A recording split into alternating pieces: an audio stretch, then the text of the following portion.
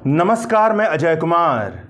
अमित शाह, मोदी और भाजपा की चुनावी रणनीति यही है कि अगर समाज में लोगों के बीच में किसी भी तरह का दरार है तो उस दरार को धार बना करके भाजपा के लिए चुनावी गोलबंदी की जाए, और अगर समाज में दरार नहीं है तो झूठे तथ्य गढ़ करके दरार पैदा किया जाए। इस दरार के सहारे भाजपा के लिए वोट की गोलबंदी की जाए। अब इसे ही देख लीजिए। झारखंड विधानसभा चुनाव के लिए अमित शाह चुनाव प्रचार कर रहे हैं। अमित शाह ने एक चुनावी रैली में कहा कि संथाल परगना और पूरे झारखंड के अंदर आदिवासियों की आबादी घट रही है। ऐसा इसलिए हो रहा है क्योंकि बांग्लादेशी घुसपैठी झारखंड के अंदर आ रहे हैं और ये हेमंत सोरेन की सरकार उन्हें नहीं रोक सकती है। इन्होंने हाई कोर्ट में हलफनामा डालकर कह दिया है कि हम नहीं रोकना चाहते हैं। कांग्रेस और झारखंड मुक्ति मोर्चा घुसपैठियों को नहीं रोक सकते। वो इनके वोट बैंक हैं और घुसपैठिए हमारी आदिवासी माताओं और बहनों को फुसलाकर उनसे शादियां करते हैं और दहेज में उनसे इनकी जमीन हड़प लेते हैं। घुसपैठिए झारखंड में महिलाओं के अधिकारों का उल्लंघन कर रहे हैं और उनकी दूसरी तीसरी बार शादी करवा रहे हैं, और हेमंत सोरेन की सरकार कुछ नहीं कर रही है। आदिवासी की बेटी, आदिवासी की रोटी और आदिवासी की भूमि, तीनों को बचाने का काम भाजपा करेगी। आप भाजपा की सरकार बनवा दीजिए, कमल के फूल पर बटन दबा दीजिए, हम एक एक घुसपैठिए को चुन चुनकर बाहर निकालेंगे। यह गृह मंत्री अमित शाह के शब्द हैं। इस तरह की बात अमित शाह ने पहली बार नहीं कही है, बल्कि झारखंड की आबादी के संबंध में वह इस तरह की अनर्गल बातें बहुत पहले से करते आ रहे हैं। केवल अमित शाह ही नहीं, बल्कि भाजपा के कई प्रमुख नेता भी इस तरह की बातें कह चुके हैं। भाजपा के नेताओं ने पहले कहा है कि झारखंड बनने के बाद संथाल परगना में आदिवासियों की जनसंख्या 16% तक कम हो गई। मुसलमानों की आबादी 13% बढ़ी है। और भाजपा के सांसद निशिकांत दुबे ने तो संसद में बयान दिया कि साल 2000 में संथाल परगना में आदिवासी 36% थे और अब घट करके 26% हो गए हैं। इसके लिए जिम्मेवार बांग्लादेशी घुसपैठ हैं, मतलब मुसलमान हैं। अमित शाह, नरेंद्र मोदी और भाजपा की कंपनी की तरफ से झारखंड की आबादी के संबंध में इस तरह की जितनी भी बातें की जा रही हैं वह फर्जी बातें हैं, बोगस हैं, तथ्यों को तोड़ मरोड़ कर पेश की गई बातें हैं। पूरी सोच समझ के साथ झूठ को रणनीति बना करके इस तरह से बात की गई है ताकि लोग इस झूठ को सच मान लें। इस बेईमान सांप्रदायिक रणनीति के केंद्र में यही विचार काम करता है कि झारखंड के लोगों के बीच एक दूसरे के खिलाफ पहचान के आधार पर बंटवारे की दरार डालकर भाजपा के लिए वोट की गोलबंदी की जाए। पूरे झारखंड और संथाल परगना इलाके की आबादी के संबंध में तथ्य को झारखंड जन अधिकार महासभा और लोकतंत्र बचाओ अभियान का मंच बहुत लंबे समय से पेश करते आ रहा है। इनकी प्रेस रिलीज के मुताबिक अमित शाह, मोदी और भाजपा सबसे ज्यादा झूठ झारखंड के संथाल परगना के इलाके की आबादी पर बोलती है। झारखंड के संथाल परगना इलाके में 6 जिले पड़ते हैं। इस इलाके की सीमा पर भारतीय राज्य पश्चिमी बंगाल पड़ता है।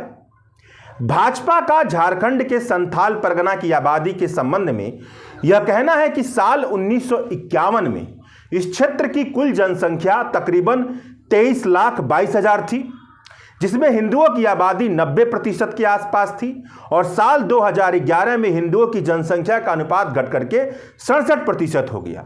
जबकि सच्चाई यह है कि भाजपा यह नहीं बताती है कि साल 1951 में जनगणना में केवल 6 कैटेगरी में जनगणना की गई थी: हिंदू, इस्लाम, सिख, ईसाई, जैन और बुद्ध। और आदिवासियों को हिंदू में ही डाल दिया गया था, यानी कि जितनी भी आदिवासी समुदाय के लोग थे वह सब हिंदू में गिने गए। जबकि साल 2011 की जनगणना में अनेक आदिवासियों ने खुद को अन्य या सरना की कैटेगरी में दर्ज किया था।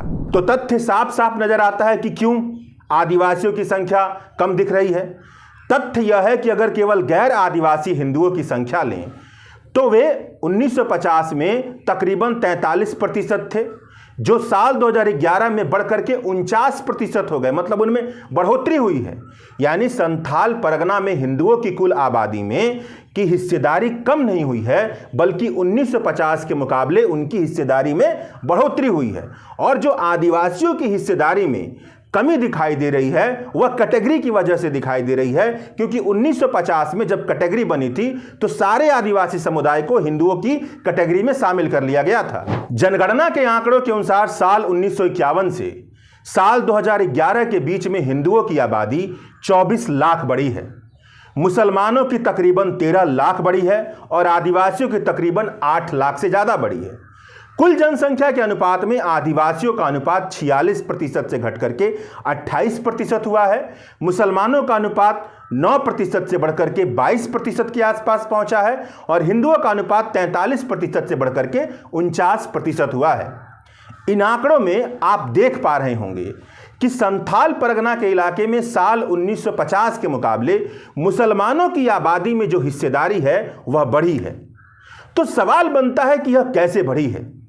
संथाल परगना के कुल आबादी में मुसलमानों की हिस्सेदारी की बढ़ोतरी का रिश्ता बांग्लादेश के प्रवासियों से नहीं है, अमित शाह के मुताबिक घुसपैठियों से नहीं है। केंद्र सरकार ने, मतलब नरेंद्र मोदी की अगुवाई में चल रही भारत की सरकार ने झारखंड के हाई कोर्ट में हल्फनामा दायर कर यह बताया है कि संथाल परगना में हुए जमीन विवाद के मामलों में बांग्लादेशी घुसपैठियों से किसी भी तरह का रिश्ता स्थापित नहीं हो पा रहा है। मतलब खुद केंद्र सरकार ऐसी बातें कर रही है। लोकतंत्र बचाओ अभियान का प्रेस रिलीज बताता है कि संथाल परगना के इलाके में मुसलमानों की आबादी की बढ़ोतरी पड़ोसी राज्य पश्चिम बंगाल से आए मुसलमानों की वजह से हुई है। पश्चिम बंगाल के मुसलमान भारत के ही मुसलमान हैं, भारत के ही नागरिक हैं, इन्हें तो आप घुसपैठिया तो नहीं कह सकते ना। झारखंड के संथाल परगना के इलाके में आदिवासियों की संख्या में तो साल 1950 के मुकाबले बढ़ी है, मगर कुल जनसंख्या में उनकी आबादी का अनुपात साल 1950 के मुकाबले कम हुआ है। साल 1951 में आदिवासियों का अनुपात जो कुल जनसंख्या में था वह 46% के आसपास था, जो घट करके साल 2011 में संथाल परगना में 28% के आसपास पहुंच गया। तो प्रश्न है कि यह कैसे हुआ? तो इसका जवाब यह है कि पूरे झारखंड की कुल आबादी में साल 1951 के मुकाबले साल 2011 की जनगणना में आदिवासियों की आबादी में कमी दर्ज की गई है, मगर सबसे ज्यादा कमी साल 1951 से लेकर के साल 1991 तक की जनगणना में दर्ज की गई है। तथ्य इस तरह से है कि साल 1951 की जनगणना के अनुसार झारखंड क्षेत्र में 36% आबादी आदिवासियों की थी, वही 1991 में राज्य में 27% आबादी आदिवासियों की थी। उसके बाद साल 1991 से लेकर के साल 2011 की जनगणना के बीच आदिवासियों की आबादी में बहुत ही मामूली कमी दर्ज की गई है। आदिवासियों की कुल आबादी झारखंड में 27% के आसपास थी, वह घट करके 26% के आसपास पहुंच गई। मतलब जैसी गिरावट साल 1951 से लेकर के 1991 तक आदिवासी आबादी में दर्ज की गई, वैसी गिरावट साल 1991 के बाद नहीं दर्ज की गई। तो सवाल है कि ऐसा क्यों? तो लोकतंत्र बचाओ अभियान की प्रेस रिलीज के मुताबिक इसके 3 प्रमुख कारण हैं। इस दौरान आसपास के राज्यों से बड़ी संख्या में गैर आदिवासी झारखंड में आए, क्योंकि इस समय अंतराल में माइनिंग के लिए कंपनियां स्थापित हो रही थी, थोड़ा बहुत शहरीकरण हो रहा था, इसीलिए इन इलाकों में गैर आदिवासी भी आए। उदाहरण के लिए रांची में आदिवासियों का अनुपात साल 1961 में 53% से घट करके 1991 में 43% हो गया था। वही झारखंड में अन्य राज्यों से 1961 में 10 लाख प्रवासी आए, 1971 में 14 लाख प्रवासी आए, 1981 में 16 लाख प्रवासी आए थे, जिनमें अधिकांशतः उत्तर बिहार और आसपास के अन्य राज्यों से आए हुए थे। हालांकि इनमें अधिकांश काम के बाद वापस चले गए, लेकिन अनेक झारखंड में बस भी गए। नौकरियों में स्थानीयता को प्राथमिकता न मिलने के कारण 5वीं अनुसूची का प्रावधान और आदिवासी विशेष कानून सही से लागू न होने के कारण अन्य राज्यों के गैर आदिवासी झारखंड में आकर बसते चले गए। अब आबादी में कमी का दूसरा कारण यह है कि आदिवासी दशकों से विस्थापन और रोजगार के अभाव में लाखों की संख्या में पलायन करने को मजबूर हो रहे हैं, जिसका सीधा असर उनकी जनसंख्या वृद्धि दर पर पड़ता है। केंद्र सरकार के 2017 के आर्थिक सर्वेक्षण के मुताबिक साल 2001 से 2011 के बीच जो झारखंड राज्य के 15 से 59 साल की उम्र के जो आदिवासी थे, उसमें से 50 लाख लोगों ने पलायन कर लिया। अब तीसरा कारण क्यों आखिरकार 1951 से लेकर 1991 के बीच में आदिवासियों की संख्या बहुत तेजी से गिरी? तो तीसरा कारण यह है कि दशकों से आदिवासियों की जनसंख्या वृद्धि दर अन्य गैर आदिवासी समूह से कम है। 1951 से लेकर के 91 के बीच में आदिवासियों की जनसंख्या का वार्षिक एनुअल एक्सपोनेंशियल ग्रोथ 1.42 था, जबकि झारखंड का 2.03 था।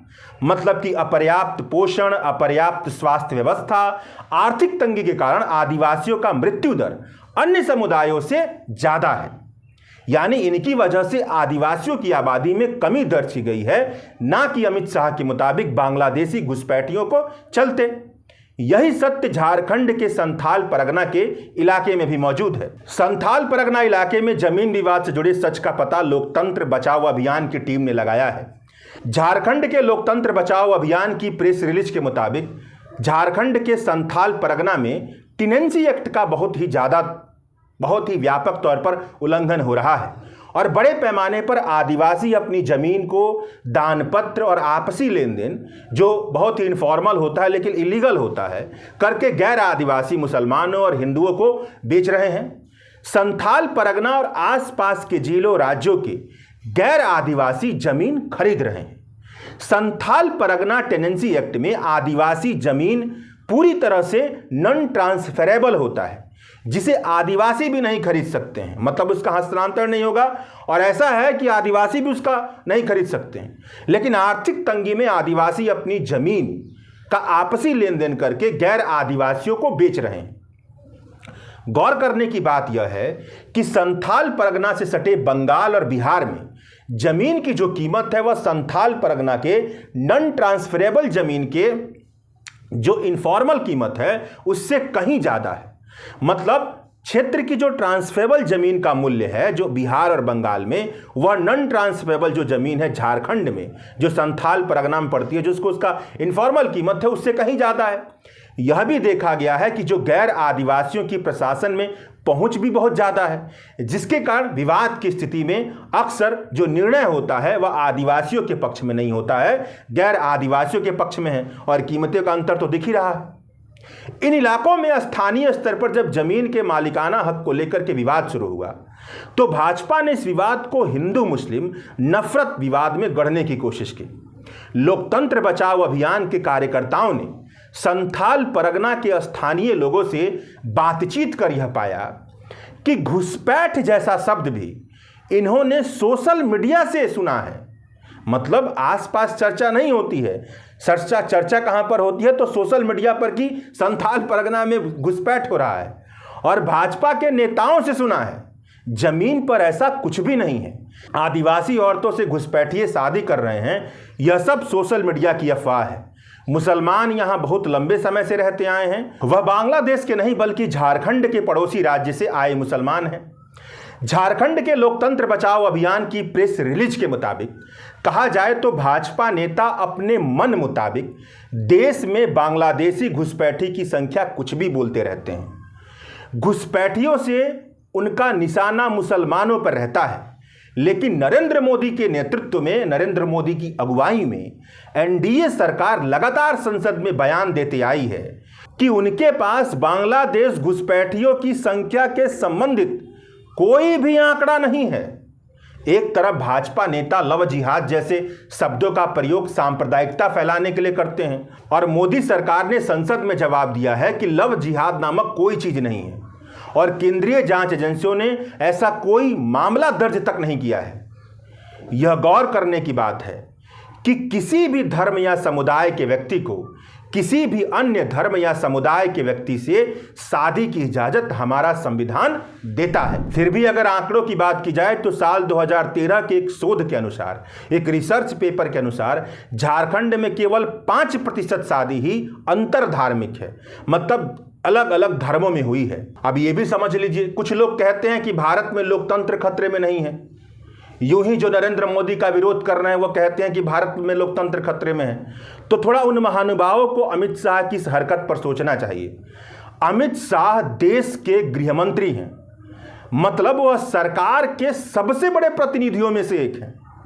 अगर सरकार का सबसे बड़ा प्रतिनिधि, जो लोकतंत्र का सबसे बड़ा वाहक होना चाहिए, वह जानबूझकर एक बार नहीं बल्कि कई बार झूठ बोलता है, इस नाते इस मकसद से झूठ बोलता है कि समाज में नफरत के बीज डाले जाएं, तो कैसे कहा जा सकता है कि भारतीय लोकतंत्र की बागडोर सही हाथों में है।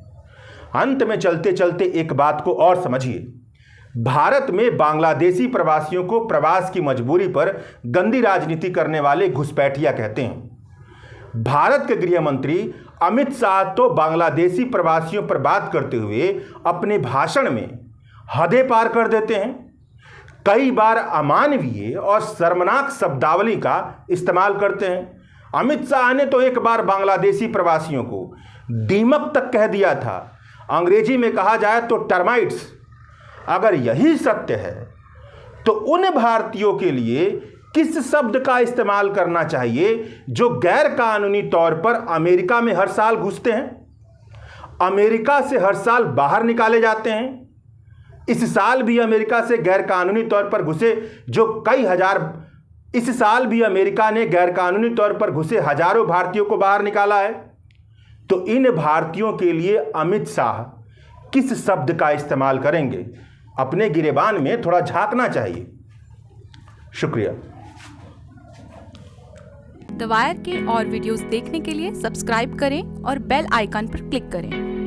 स्वतंत्र पत्रकारिता की आर्थिक मदद करने के लिए डिस्क्रिप्शन में दिए गए लिंक पर जाएं और अपनी राशि चुनें।